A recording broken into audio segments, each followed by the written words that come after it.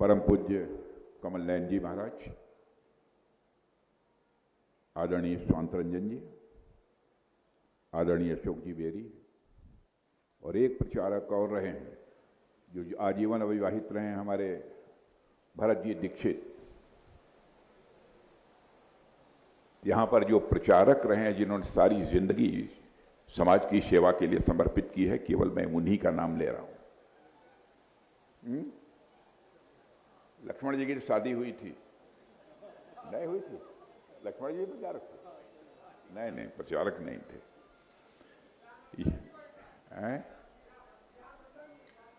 कहाँ है श्यामनंद जी? कहाँ है? अच्छा, श्यामनंदन जी। आज मैं केवल प्रचारकों का नाम ले रहा हूं, इसलिए मैंने इनका नाम लिया। आज राजनीतिक क्षेत्र में काम करने वाले अन्य लोगों के नाम को मैं छोड़ रहा हूं, क्योंकि आज हम लोगों का भी कद, हम लोगों की जो हैसियत अथवा इस देश की सेवा करने का जो भी अवसर प्राप्त हुआ है, उसकी प्रेरणा जो प्राप्त हुई है ऐसे प्रचारकों के माध्यम से ही प्राप्त हुई है। इसलिए आज के अवसर पर उन्हीं का नाम लिया। और यह दीन बंधु नेत्र चिकित्सालय स्वर्गीय नैथानी जी के नाम पर यहां बनाने का जो निर्णय हुआ है, उसकी मैं भूरी भूरी प्रशंसा करता हूं। प्रदेश कार्यालय की पूरी जिम्मेदारी स्वर्गीय नैथानी जी के हाथों में थी। मुझे याद है जब हम लोग राजनीतिक क्षेत्र में बहुत कम आयु के थे, 26 साल की उम्र में मैं भी विधायक बन गया था। स्वाभाविक है कि कार्यालय में बराबर आने जाने का सिलसिला हमारा चलता रहता था। विधायक बनने के बाद तब तो उस समय आवास मिला था, उसके बाद तो कोई आवास था नहीं, तो मैं सामान्यतः कार्यालय पर ही रहता था। तो उसमें हमारे स्वर्गीय नैथानी जी का बराबर हम सबको स्नेह प्यार मिलता है। कभी कभी मन में इस प्रकार की भी इच्छा पैदा हो सकती थी, यदि मैं लखनऊ आया हूं, मैं पूर्व विधायक रह चुका हूं, तो मैं किसी दूसरे स्थान पर भी रुक सकता हूं अथवा किसी दूसरे विधायक के आवास पर रुक कर अपनी रात गुजार सकता हूं। लेकिन बहनों भाइयों, मैं आपसे कहना चाहता हूं, हमारे जैसे व्यक्ति की इच्छा अन्य किसी के साथ रहने की नहीं होती थी। हमारी इच्छा यदि रहने की होती थी तो हमारे स्वर्गीय नैथानी जी जैसे व्यक्तित्व के साथ ही रहने की होती थी। देखते ही मुस्कुराकर बुलाना, खाना खाया है कि नहीं, विश्राम करने की व्यवस्था फला कमरे में है, यह सब सारी चिंता बराबर वह करते रहे। उनका अद्भुत स्नेह हमको प्राप्त हुआ है और आजीवन अविवाहित रहकर अपनी पूरी जिंदगी राष्ट्र के लिए समर्पित करना, यह कोई छोटा मोटा संकल्प नहीं है। यह काम छोटे मन का व्यक्ति नहीं कर सकता, बड़े मन का ही व्यक्ति कर सकता है। और यह मानकर चलिए, बड़े मन का व्यक्ति ही आध्यात्मिक होता है। छोटे मन का व्यक्ति भी कभी आध्यात्मिक नहीं हो सकता।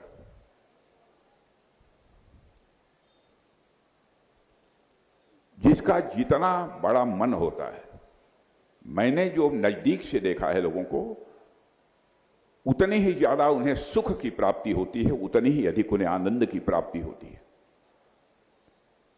और जीवन में उनका एक ही लक्ष्य रहता है कि समाज की सेवा करते करते हम अपनी सारी जिंदगी को समर्पित कर दें।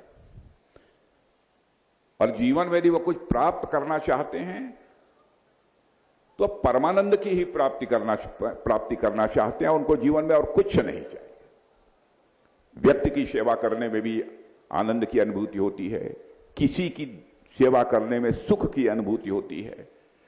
लेकिन जीवन में बड़े मन लोगों के लिए एक ऐसा भी अवसर आता है जब उनको परमानंद की प्राप्ति होती है, जैसे लगता है परमात्मा के साथ ही उन्होंने अपना सानिध्य स्थापित कर लिया।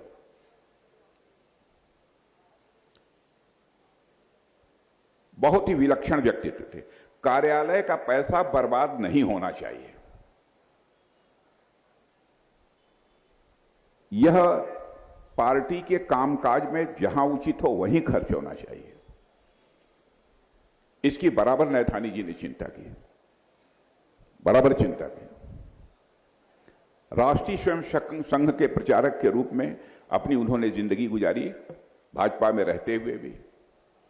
आप कल्पना करिए, जिस समय राष्ट्रीय स्वयंसेवक संघ की स्थापना हुई, मैं समझता हूं कि परम पूज्य डॉक्टर साहब ने भी, हेडगेवार जी ने भी कभी यह कल्पना नहीं की होगी कि हमारा संगठन 100 वर्ष पूरा होने के पहले ही विश्व का सबसे बड़ा स्वयंसेवी संगठन बन जाएगा।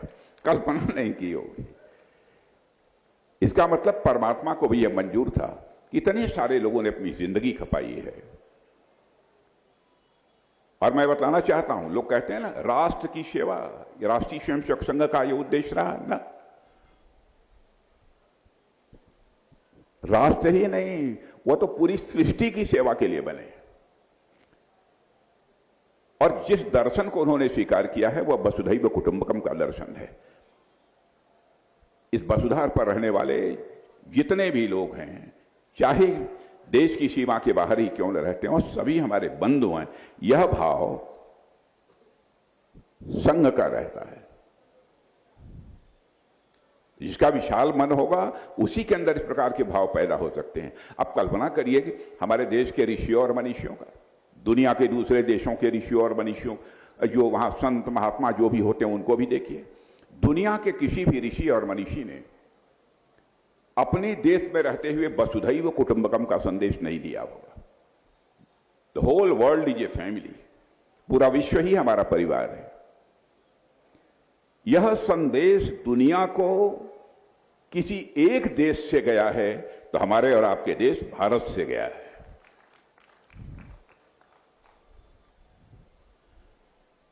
और वसुधैव कुटुंबकम का यह संदेश संघ ने भी स्वीकार किया। आप उठाकर डॉक्टर हेडगेवार जी के बारे में पढ़िए, उन्होंने इसके बारे में भी बोला है। उनके भाषण मैंने स्वयं पढ़ा है। सारी जिंदगी सेवा कार्य में खपा देना ये कोई सामान्य बात नहीं होती है, बहुत बड़ी बात होती है। और मैं तो ऐसा मानकर चलता हूं कि ऐसे लोगों को मोक्ष की प्राप्ति होती है। और भारत जी दीक्षित को मैं विशेष रूप से इसके लिए धन्यवाद क्या दूं, मैं उनको बधाई देना चाहता हूं। भारत जी ने बहुत ही ये पुण्य कार्य किया है। और कार्यालय पर रहकर इतनी बड़ी पार्टी की जिम्मेदारी को संभालना ये कोई कम छोटा काम नहीं है, बहुत जटिल कार्य होता है। भिन्न भिन्न टेम्परामेंट के लोग जो है कार्यालय पर पहुंचते रहते हैं। उनको हैंडल करना, उनके अंदर विश्वास जागृत करना कार्यालय के प्रति, कार्यक्रमों के प्रति, पार्टी के प्रति, ये छोटी जिम्मेदारी नहीं है। बहुत सहनशील चाहिए, बड़े मन का व्यक्ति चाहिए, वही कर सकता है। और वही मैं कहूंगा कि नैथानी जी के उत्तराधिकारी के रूप में भारत जी दीक्षित ने भी इस जिम्मेदारी को बखूबी संभाला है। कभी कभी हमारी इनसे टेलीफोन पर बात हो जाती है, लेकिन कार्यालय में जाकर भी इनका दर्शन मैं नहीं कर पाया, लेकिन कभी जाऊंगा। मैं भी चाहता हूं, याद आती है, जयप्रकाश जी हमारे बैठे हैं, ये भी प्रचारक रहे हैं। और इस पुण्य कार्य के लिए मैं अपनी तरफ से बहुत शुभकामनाएं देता हूं। जहां भी जिस भी प्रकार की सहयोग की आवश्यकता होगी वो सहयोग करने के लिए हम लोग सदैव तैयार रहेंगे। इन्हीं शब्दों के साथ मैं स्वर्गीय नैथानी जी की स्मृति को नमन करते हुए अपना निवेदन समाप्त करता हूं।